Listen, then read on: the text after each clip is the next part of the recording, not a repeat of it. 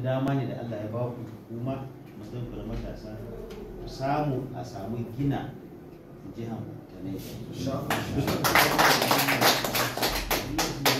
bayanan rashin jin daɗi na ɗan banga sun fito sun tare da mashaya ɗan waye ɗan menene sun zo suna ta irin wannan sakarci a cikin gari ba daɗi wanda ke ba.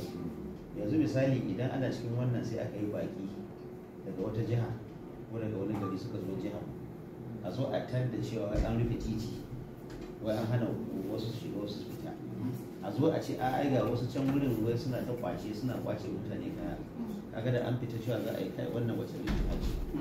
Shi yasa kullum ya kamata ku yaƙi da irin wannan rashin hankali, ku yi yaƙi da irin wannan rashin tausayi, ku yi yaƙi da irin wannan rashin zaman lafiya. Shaye-shaye, buge-buge, ɗauke-ɗauke da dambace-dambace ba zai kawo mu kwace hankali ba. Haka na ji daɗi zuwan da kuka yi, kuka nuna wannan solidarity da muke ciki.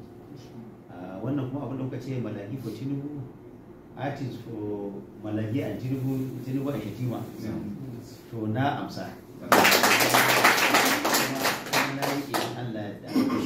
Na ɗan ji wata waka da kuka ɗan rera kafin mu fara bayanin nan, to a kosunan da ba su da lokacin da kuka ɗan rera wannan waka sai a ɗan rera mana ita mu ƙara ji.